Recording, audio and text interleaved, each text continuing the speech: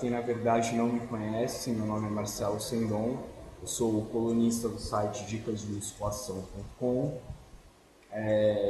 sou certificado como Advanced Specialist Nutrition pela IFBB, tenho 2 anos de nutrição, estou cursando educação física e este é um canal dedicado a responder dúvidas que diariamente chegam para mim, sendo que entre essas dúvidas eu pretendo selecionar algumas para responder e discutir um pouco mais com vocês.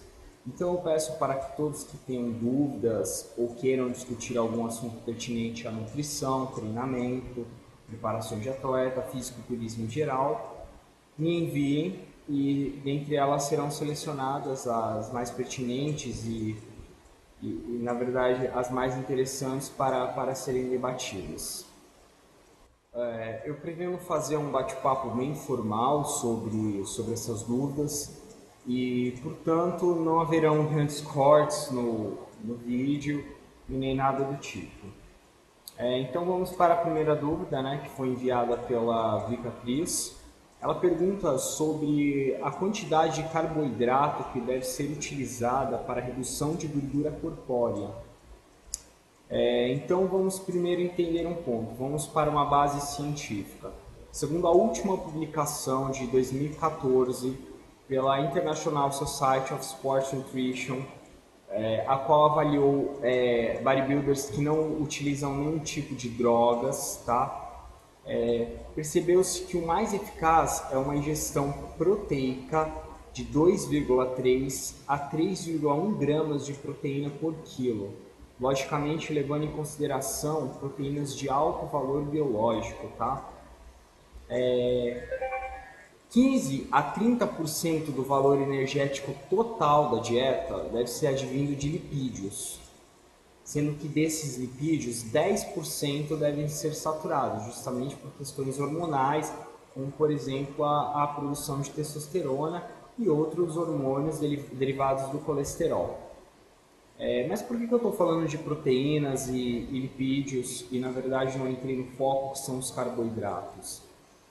Na realidade, porque tirando uma base do seu consumo proteico com essa adição de 15 a 30% de lipídios do valor energético total da dieta, já visando a redução do valor calórico, tá? Levando em consideração em média 500 calorias, tá? A menos do seu gasto, justamente para objetivar essa perda de gordura corpórea. Então, o restante das calorias da dieta deve advir dos carboidratos. E, inclusive, segundo a International Society of Sports Nutrition, que devem ser de carboidratos preferencialmente complexos, como, por exemplo, os amigos. Tá? Isso é algo que realmente vai funcionar para todo e qualquer indivíduo? Na verdade, não. Essa é uma base, como eu citei, eles levam em consideração apenas bodybuilders que não utilizam drogas, tá? O que na verdade não é a grande parte dos bodybuilders. E outra, a gente tem que levar em consideração as funções, né, da pessoa e as individualidades fisiológicas que são essenciais. Além disso, devemos levar em consideração o estilo de vida da pessoa, incluindo o treinamento, ou seja, a intensidade do treinamento do indivíduo, o horário do treinamento do indivíduo, a rotina, né, o tipo de trabalho, né, se ele tem um trabalho braçal, se ele tem um trabalho em escritório, tudo isso deve ser levado em consideração. Logicamente, existem 2 pontos também que devem ser distinguidos, tá? A preparação de um bodybuilder, propriamente dito, e de uma pessoa que simplesmente visa a redução de gordura corpórea. Uma pessoa que visa a redução de gordura corpórea, grandes manipulações não são necessárias. Então, basicamente, essa recomendação da International Society of Sport Nutrition já é bastante válida. Já para bodybuilders, a individualidade é algo que fala muito alto. Eu conheço indivíduos, por exemplo, que conseguem manter-se em pré-contest com 6 gramas de carboidratos por quilo, o que para muitos já é considerado uma fase de off-season, tá? Então, como podemos ver, isso é bastante variável. Então, eu sou a favor dessa recomendação da International Society of Sport Nutrition e conforme for o desenvolvimento do indivíduo, a gente aumenta ou reduz a quantidade de carboidratos pertinentes na dieta. Logicamente, devemos levar em consideração que a redução de carboidratos não deve causar nenhum impacto negativo hormonal, não deve causar perda de massa muscular, tá? E não deve causar alterações as quais prejudiquem o dia a dia da pessoa, como por exemplo alterações no humor, alterações com um apetite muito fora do comum. Então, são pontos que devem ser clinicamente levados em consideração, uma vez que estamos falando da maioria dos indivíduos. Tá? A segunda dúvida foi enviada pela Rayane Santos. Ela pergunta sobre a relação da pressão arterial com a prática da musculação. Tá? Porque há muito tempo atrás se incentivava a prática de exercícios aeróbios ao invés da musculação, porque acreditava-se que a musculação poderia de alguma forma elevar a pressão arterial. Tá? Na realidade, a musculação pode elevar a pressão arterial se levarmos em consideração, por exemplo, apneias muito forçadas, tá? Isso durante o treinamento, o que na verdade não é o ideal para a maioria dos praticantes de musculação. Logicamente, alguns powerlifters, algumas especificidades vão ter que utilizar, por exemplo, o mecanismo da apneia, mas não é algo que deve ser frequentemente feito, tá? Então, novamente, caindo um pouquinho para a ciência, um estudo publicado pela American Heart Association em setembro, no ano de 2014, eles mostraram uma redução de pressões diastólicas, né, e sistólicas em indivíduos normotensos, só que em menores quantidades, e um alto impacto em indivíduos que são hipertensos, tá? Além disso, esse estudo constatou uma diminuição no nível de gordura corpórea, que já auxilia em questões relacionadas com a pressão arterial, mostrou uma diminuição no nível de triglicéridos plasmáticos, né?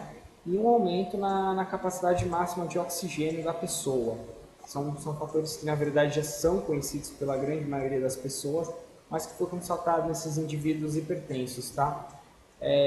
Outro mito que se tinha, né, sobre o aumento da pressão arterial é referente ao engrossamento ou endurecimento dos vasos sanguíneos, né? Então, a Revista Brasileira de Medicina, em 2012, ela publicou uma redução, né, significativa em indivíduos hipertensos de 3 a 3,5 milímetros de mercúrio na pressão arterial, o que já reduz em 5%, né, o risco de doenças cardíacas, e em fumantes diminui 8%. Tá? E ela publicou a Cielo também, né, a revista brasileira, só que em 2010, que não há aumento de rigidez arterial. Isso, na verdade, foi um mito, né? Então, por fim, a gente se pergunta, na verdade, como a musculação ela pode auxiliar na redução da pressão arterial. A pressão arterial ela envolve vários mecanismos, o nível hídrico da pessoa, o sistema simpático e parasimpático, os calibres dos vasos sanguíneos, a densidade sanguínea. Então, são N fatores, fora os fatores genéticos, né, que são bastante discutidos hoje em dia. Alguns estudos eles dizem que o mecanismo pela redução da pressão arterial é pelo rebote, né, do sistema simpático e parasimpático. É como se fosse aquela velha historinha, o indivíduo fica sem comer sódio há muito tempo, né, sem ingestão de sódio por muito tempo, e depois com o pouco de sódio que ele ingere, ele começa a reter muita água, tá, por efeito rebote. Então, basicamente, tem-se isso, mas alguns estudos também questionam essa posição. Como resultado, a gente não tem uma precisão, um mecanismo realmente, né, que ocorre, ou nos mecanismos que ocorrem, que é o que na verdade eu acredito que seja, para a redução da pressão arterial. Mas sabe-se que ela reduz e esse efeito ainda é mais notável em indivíduos que têm algum tipo de patogenia relacionada. Tá? A segunda dúvida da Rainha Santos também foi uma dúvida que eu achei excepcional. Ela pergunta sobre, na verdade ela perguntou sobre a interação das blueberries com as proteínas, né, com a ingestão proteica. Blueberry ou os mirtillos, né, conhecidos aqui no Brasil. A realidade é que essa pergunta eu faria de uma forma um pouquinho diferente. Eu perguntaria a interação dos polifenóis com as proteínas, tá? Então vamos trocar por miúdos primeiramente para podermos entender, né? Os polifenóis, na verdade, eles são compostos, né, que possuem anéis fenólicos, né, e componentes hidroxilo, eles possuem grupos metil, eles possuem açúcares, ácidos carboxílicos, né, e a depender da configuração deles, eles possuem efeitos biológicos diferentes que podem ou não ser interessantes para o corpo humano, tá? Um exemplo claro são alguns polifenóis encontrados na canela que possuem impacto sobre o GLUT4, né? Sobre a fosforilação no processo insulínico da célula. Quando é o polifenóico, ele é hidrofóbico, ou seja, ele não se mistura com água. Então a insolubilidade dele é alta, né, tornando o composto relativamente insolúvel. Mas ainda existem alguns polifenóis que são relativamente solúveis e a depender novamente da configuração e do meio em que eles estão interagindo, né? Um dos polifenóis presentes nos blueberries são os taninos. Os taninos, por exemplo, existem no feijão, por isso que se recomenda o remolho do feijão antes da cocção, né? Justamente para retirar esses compostos que eles podem ter interação em alguns macronutrientes, como algumas proteínas, tá? Quando eles entram em interações com proteínas, eles podem criar várias ligações. Elas podem ser fracas, por exemplo, como ligações, para quem estudou um pouquinho de química de Van der Waals. Essas ligações elas vão acontecer de maneira simples, mas já vai ser suficiente para interferir na qualidade proteica ou mesmo no polifenol. Levando em consideração que algumas proteínas também podem prejudicar alguns polifenóis que são convenientes para nós. Então, não devemos unicamente levar em consideração a interação do polifenol para com a proteína, né? Levar em consideração apenas que a proteína é importante. Não, polifenóis também são importantíssimos e têm inúmeras aplicabilidades no corpo e nós podemos nos beneficiar bastante deles, tá? Eles também podem causar ligações permanentes com essas proteínas, por ligações covalentes, tá? Os aminoácidos que são insolúveis, eles têm maior tendência a se ligar a esses polifenóis, né? Então, por exemplo, a prolina, né, a cisteína, o triptofano, que são aminoácidos insolúveis, eles têm maior tendência com essa ligação e, logicamente, eles vão perder um pouco a efetividade, tá? O leite, por exemplo, ele é um alimento, ele é rico em prolina, né? Na verdade, as caseínas, né? Alguns tipos de caseínas eles são bastante ricos em prolina. Então, teoricamente, podemos não consumir blueberries, por exemplo, com caseína para aproveitar as... Eu acho bastante relativo, né? Tanto porque se nós formos levar em consideração as inúmeras interações que há no corpo, nós ou vamos surtar para comer, ou não vamos comer mais nada, tá? Na época que eu fazia nutrição, eu tinha bastante conceitos céticos em mente. E, por exemplo, uma vez eu indaguei, eu falei, poxa, mas você está num caso clínico, você vai misturar frango, a parmegiana que vai queijo, vai frango, vai interação do ferro, o cálcio. Aí me responderam, mas o que é mais conveniente? Por exemplo, você ter uma interação do cálcio com o ferro, né, que no sítio de absorção de minerais bivalentes, né, no intestino vai ter interferência, ou você ou deixar uma criança, por exemplo, que não tem um apetite muito bom sem comer. Então é aí que a gente deve colocar o custo-benefício das coisas. Será que realmente vai valer a pena a gente se importar com esses pequenos detalhes e, por exemplo, deixar de se importar com a ingestão de uma gama de alimentos que já vai por si só possibilitar ao corpo uma saúde muito boa e um desenvolvimento muito bom? Então eu acho que tem um custo-benefício em tudo isso e a gente deve avaliar com cuidados para não levar tudo ao real extremismo, tá? Uma vez eu vi profissionais já comentando sobre a interação de vários aminoácidos, daí não consome tal alimento, mas a verdade é que assim, a população, por exemplo, não tem acesso a todo o aminograma de todo o alimento. Mesmo em base científica, todo alimento vai ficar muito difícil. Né? São estudos, e varia de alimento para alimento, solo que ele foi cultivado. Então são muitos detalhes que na prática existem coisas mais importantes para ser levadas em consideração. Tá? Como eu disse, nem todos os polifenóis vão ter interações negativas com as proteínas. Há muitos polifenóis que possuem ação antioxidante, inclusive muitos deles são adicionados em produtos lácteos, tá? Para conservar esses produtos. Então, eles, por exemplo, não possuem uma interação negativa com os aminoácidos.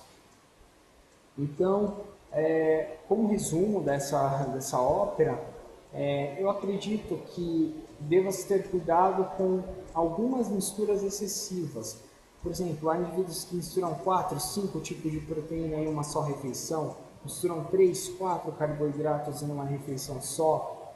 Eu acho isso desnecessário. Eu acho que se você conseguir mesclar fontes mais limpas e simples o possível e variar os alimentos entre as refeições, eu acho que é bem mais interessante, tá? Tanto porque, se formos levar em consideração o total esvaziamento gástrico para novamente consumir um alimento que não tenha interação, nós vamos levar horas. Né? Por mais que a digestão aconteça relativamente rápido, o processo inteiro é muito lento. Tá? Nós comemos, por exemplo, de 2 em 2 horas, de 3 em 3 horas, mas por outros motivos. Não por conta de que o estômago esteja vazio ou que o corpo esteja carente por nutrientes ou esteja em estado necessariamente catabólico, que na verdade é uma inverdade tremenda que criaram para fazer as pessoas comerem a todo instante e colocarem marketing de nutrição por cima disso.